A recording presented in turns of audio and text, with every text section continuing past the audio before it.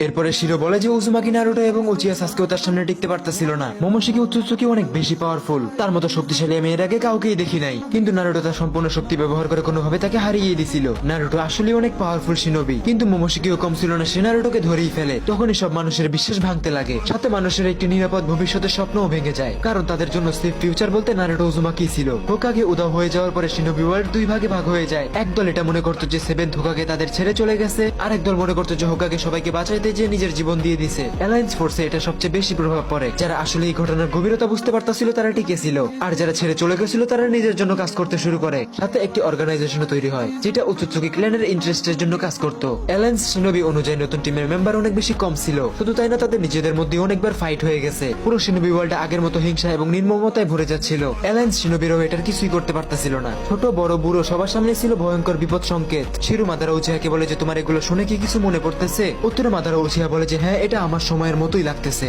এমন মনে হচ্ছে যে ইতিহাস আবারও নিজেকে প্রমাণ করতে চাচ্ছে। শিরু মাদারা উচিয়াকে বলে যে আপনার কামব্যাক আইকনিক হওয়া দরকার। পরিস্থিতি এতটাই খারাপ হয়ে গেছে যে ঘোস্ট অফ দ্য উচিয়ার আবারও ব্যাক আসতেই হবে। মাদারা উচিয়া তাকে বলে যে তুমি যেগুলো বললে এগুলোর গভীরতা আমি বুঝতে পারতাছি, আমি বাস্তবতাকেও বুঝতে পারতাছি, কিন্তু আমি তোমার কথা বিশ্বাস কেন করব? উত্তরে শিরু বলে যে আমার বড় বিশ্বাস করা বা না করা এটা আপনার ব্যক্তিগত ব্যাপার, আমি যা দেখছি তাই আপনাকে বললাম, আমি কোনো মিথ্যা কথাই বলি না। এই শিনোবি ওয়ার্ল্ড আসলে এরকম হয়ে গেছে। আর একটা গোপন কথা, সেভেন্থ হোকাগের ব্যাপারে আমি এখনো সঠিকভাবে তেমন কিছু জানি না। সে জীবিতও থাকতে পারে, হইতে পারে তাকে সিল করা হয়েছে, কিংবা সে আসলেই মারা গেছে। শিরু ওইগুলো বলতে বলতে হঠাৎ কেন জানি চুপ হয়ে যায়। তখন মাদারা উচিয়া তাকে বলে যে কি হলো, তুমি চুপ কেন হয়ে গেলে? শিরু বলে যে একটি নতুন পোর্টাল খুলছে এবং পোর্টাল দিয়ে যে আসছে তার চক্র রেট এত বেশি যে আমি এখান থেকে সেন্স করতে পারতেছি। মাদারা উচিয়া বলে যে আসতেছে আসতে তো আমি দেখতাছি তাকে, তুমি শুধু একটা কাজ করো, আমার পোর্টালকে ম্যানিপুলেট করে যে আসছে তার সামনে নিয়ে যাও আমাকে। শিরু বলে যে আমরা এখানে সময় নষ্ট করতে পারবো না, এটা হয়তো বা একটি প্ল্যান, আর তার সামনে পোর্টাল খোলা অনেক বেশি রিস্কি এবং আমার অনেক বেশি চক্রের ব্যবহার করতে হবে। আমি চেষ্টা করে দেখতেই পারি, কিন্তু সে যেহেতু আমাদের থেকে অনেক বেশি দূরে আছে যার কারণে আমার চক্র শর্ট পড়তে পারে। মাদারা উচিয়া বলে যে তুমি আমাকে হালকাই নিও না, আমি যেভাবে বলি তুমি সেভাবে করো। এটা বলি মাদারা উচিয়া এখানে একটি পোর্টাল বানিয়ে ফেলে এবং শিরু তার অ্যাবিলিটিস এর মাধ্যমে পোর্টালটাকে ম্যানিপুলেট করতে শুরু করে। মাদারা একটি আলাদা ডাইমেনশনে চলে আসে যেখানে তার সামনে দাঁড়িয়ে থাকে লিটারালি ইশিকি উৎসুকি। মাদারা অনেক রাগী কণ্ঠে বলে যে তুমি কি সেই ইশিকি উৎসুকি? শিকি এখানে মাদারা উচিয়াকে দেখে একটু অবাক হয়ে যায় এবং বলে যে তোমার মতো পোকামাকড় এখানে কি করতেছে? তারা ইশিকির হ্যাভি লিমিটলেস চক্র ফিল করতে পারে এবং মনে মনে ভাবে যে হাগুরুমো হয়তো এর কথাই বলতেছিল, কি জানে এই শিনোবিদের কি অবস্থা করছে। মাদারা উচিয়া বলে যে তুইও এমন আর কি যে মানুষের চক্র তোর প্রজেস্ট করা লাগে, তোদের চক্র প্রজেস্টের কারণে পুরো শিনোবি ওয়ার্ল্ড রিস্কে চলে আসছে,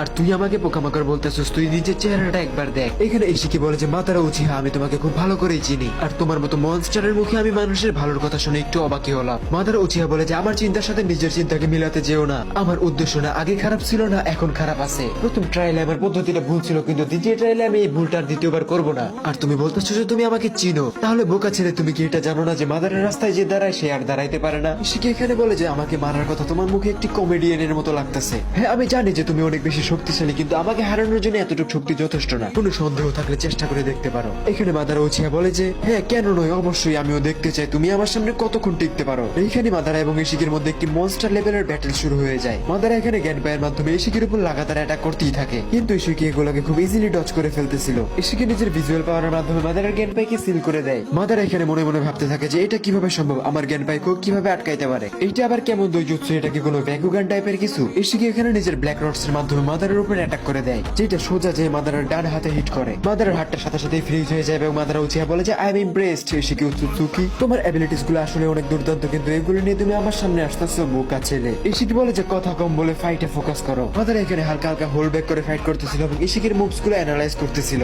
মাদারা বুঝতে পারে যে সে তার ব্ল্যাক রডের মাধ্যমে যে কোনো কিছুকে ফ্রিজ করতে পারে, ভিজুয়াল পাওয়ার দিয়ে যে কোনো কিছুকে ছোট বড় এবং সিল করতে পারে। মাদারা তার ফাইটিং স্ট্র্যাটেজি বুঝে যায় এবং আর্ট স্টাইলের ব্যবহার করে। মাদারা উড স্টাইলের মাধ্যমে সোজা তার গর্দানে অ্যাটাক করে দেয় এবং আর্ট স্টাইল ড্রাগনের মাধ্যমে ইশিকিকে একেবারে ধরে ফেলে। আর তখনই মাদারা দেখতে পায় যে তার হাতে কোথা থেকে আবারও ব্ল্যাক রড চলে আসছে। মাদারা ভাবে যে তার হাতে যে ব্ল্যাক রডস গুলো আছে এগুলো সহ পুরো হাতটাকে আর্ট স্টাইলের মাধ্যমে তার গলায় ঢুকিয়ে দিবে, কিন্তু মাদারা এটা করতে পারে না কারণ ইশিকি নিজের সাইজ ছোট করে ফেলে এবং বেঁচে যায়। মাদারা এখানে নিজের অ্যানালাইসের মাধ্যমে ইশিকির প্রত্যেকটা অ্যাটাকেরই কাউন্টার অ্যাটাক বানাইতে শুরু করে। ইশিকি এখানে নার্ভাস হয়ে যায় আর মনে মনে ভাবে যে এই বান্দাটি মনস্টার হওয়ার সাথে সাথে একটি জিনিয়াস। বান্দা আমার অ্যাটাক ডজ করতেছে এবং আমার দিকে ম্যানিপুলেট করতেছে, সাথে আমার উপর অ্যাটাক করার স্ট্র্যাটেজি ইনস্ট্যান্ট বানিয়ে ফেলতেছে। ইশিকি এখানে বলে যে হে মাদারা, আমি যতটা ভাবছিলাম তুমি তার থেকে অনেকটা বেশি পাওয়ারফুল। মাদারা ইশিকিকে বলে যে আমার জীবনে আমার সামনে যত আমার শত্রু দাঁড়িয়েছে আমি সবাইকে মিটিয়ে দিছি, আর তুমি সেইগুলোর মধ্যে একটি সাধারণ নাম মাত্র। মাদারা এখানে মনে মনে ভাবে যে এর প্রত্যেকটা অ্যাটাকে অনেক বেশি পাওয়ারফুল আর ইউনিক হইতেছে, সাথে তার প্রত্যেকটা অ্যাটাকের ওয়েট একটি কাগে এবং হোকাগের থেকেও বেশি। এই আবর্জনাটাকে খুব তাড়াতাড়ি শেষ করে ফেলতে হবে একদম। তখনই আমরা দেখতে পারি ইশিকি তাইগোকুকেন ব্যবহার করে বড় ব্ল্যাক কিউব সামন করে। তখনই আমরা অন্যদিকে দেখতে পাই যে একটি মেয়ে তার দুই চোখে ওপি শারিঙ্গান ছিল, যেটা ছিল 3 তামুই প্যাটার্ন শারিঙ্গান। সে একটি রোপ নিনজাকে বলে যে তুমি কি জানো আমার তোমাকে ইন্টারোগেশনের জন্য নিয়ে যেতে হবে, কিন্তু যদি তুমি এখানে সবকিছু বলে দাও তাহলে আমার এত পরিশ্রম করতে হবে না।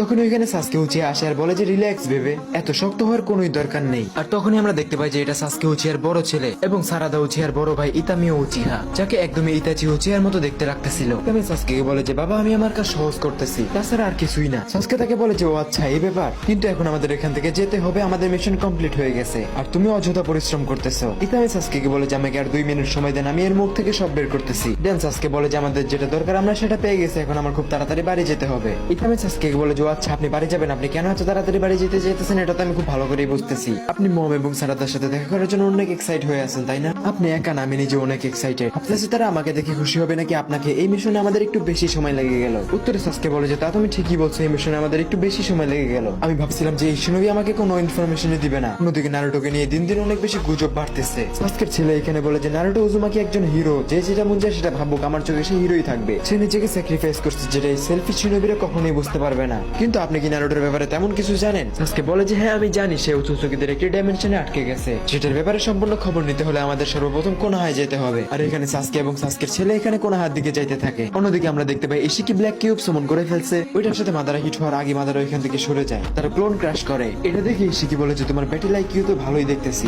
ইশিকি এখানে বলে যে মাদারা উচিহা আমি জানি তুমি এতক্ষণে আমাকে অনেকটা অ্যানালাইজ করে ফেলছো, তুমি কি এখন আমাকে ভয় পাইতেছো নাকি? উত্তরে মাদারা উচিহা বলে যে বোকা ছেলে তুমি কি আমার চেহারায় কোনো ভয় দেখতেছো? এটা মাদারা উচিহার ফাইটিং স্ট্র্যাটেজি, তোমার মতো এলিয়েন এগুলো বুঝবে না। তখন ইশিকি বলে যে তুমি যত ইচ্ছা অ্যানালাইজ করে নাও, তুমি আমার কিছুই করতে পারবে না। তোমার আর আমার ক্ষমতার মধ্যে অনেক বেশি তফাৎ আছে। আমি একটি গড আর তুমি একটি সাধারণ অভিশপ্ত শিনোবি মাত্র। তুমি আমাকে মারার কথা চিন্তাও কিভাবে করতে পারো? তখনই আমরা দেখতে পাই Madara wood style deep forest emergency ব্যবহার করে, যার মাধ্যমে ইশিকিকে সাথে সাথে চারদিক থেকে ঘিরে ফেলে এবং আটকে দেয়। ইশিকি এখানে বলে যে হ্যাঁ আমি দেখছিলাম এটা তুমি 5 কাগের বিরুদ্ধে ব্যবহার করছিলে, এটা হয়তো অনেক পাওয়ারফুল টেকনিক, কিন্তু আমার সামনে এগুলো কিছুই না। আর তখনই আমরা দেখতে পাই ইশিকি নিজেকে খুব ইজিলি ফ্রি করে ফেলে এবং উপরে উঠতে থাকে। মাদারা উচিহার এখানে শিরোর কথা মনে পড়ে যে সে বলছিল যে বেশি ডিস্টেন্সের কারণে তার বেশি চক্র ব্যবহার করা লাগবে, যার মাধ্যমে তার স্ট্রেংথ কম হইতে পারে। আর আমরা দেখতে পাই যে হাসিরামা সেলস মাদারের স্ট্রেংথ আরো বেশি বাড়িয়ে দিচ্ছে। মাদারা এখানে অনেক বেশি রেগে যায় এবং এত বেশি রুটস ব্যবহার করে যে ওই জায়গার মানচিত্রই পরিবর্তন করে ফেলে। ইশিকি এখানে ওড়ার চেষ্টাই করতেছিল, তখন সাথে সাথে তাকে রুটস ধরে ফেলে। ইশিকি এখানে এগুলোকে খুব ইজিলি ডজ করে ফেলতেছিল এবং ভিজুয়াল পাওয়ারের মাধ্যমে সবকিছুকে ছোট করে ফেলতেছিল। ইশিকি এখানে মনে মনে ভাবে যে মাদারা হয়তো আমাকে উড স্টাইলের মাধ্যমে ধরতে চাইতেছে। অন্যদিকে আমাদের জিনিয়াস মাদারা উচিহাও বুঝে ফেলে যে ইশিকি তার ফাইটিং স্টাইল অনেকটা বুঝে ফেলছে। এখানে ভাবে যে সে যেহেতু আমার ফাইটিং স্ট্র্যাটেজি বুঝে ফেলতেছে, এর মানে আমার স্টাইল চেঞ্জ করতে হবে। মাদারা এখানে সোজা যায় এবং ইশিকির মুখের উপর হাত দিয়ে তার দুই জুস্তকে সিল করে দেওয়ার চেষ্টা করে নিজের সব শক্তি দিয়ে, এবং সে এটাতে সফল হয়।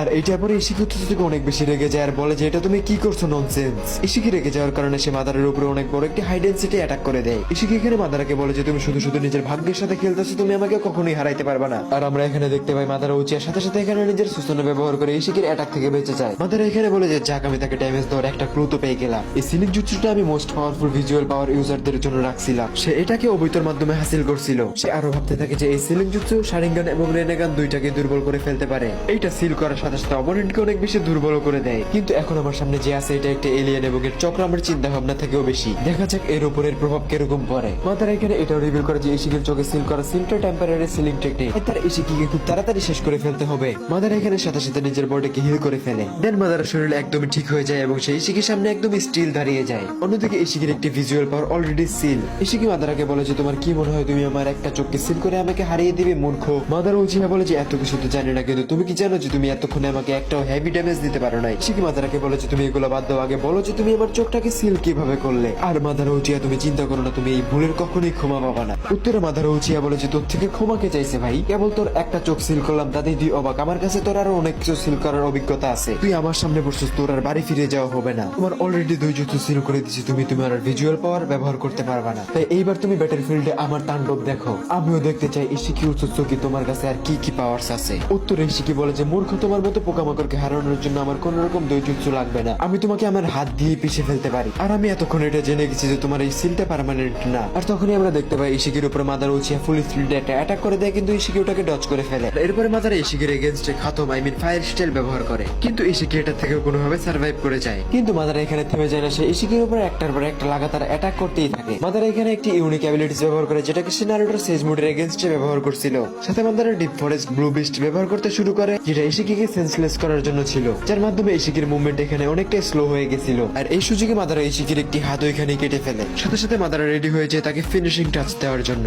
কিন্তু দুর্ভাগ্যবশত তখনই আমরা দেখতে পাই যে ইশিকি অনেক বড় একটা এক্সপ্লোশন করে, যেটা থেকে লিটারালি অনেক বেশি লিমিটলেস চক্র রিলিজ হইতে থাকে। ইশিকি পাগলের মতো জোরে জোরে হাসতে থাকে এবং বলে যে এবার মৃত্যুর জন্য প্রস্তুত হয়ে যাও মাদারা উচিহা। গাইস, ভিডিওটা অলরেডি 10 মিনিট লং হয়ে গেছে। এটা ছিল লেজেন্ডারি আর্টিফিশিয়াল টাইমলাইনের পার্ট 2। পার্ট 3 যদি তোমাদের লাগে অবশ্যই জানাইতেই পারো। এখন তুমি আমাকে বলো আজকের এই ভিডিওটা তোমার কেমন লাগছে। আজকের জন্য এই পর্যন্তই, টেক কেয়ার।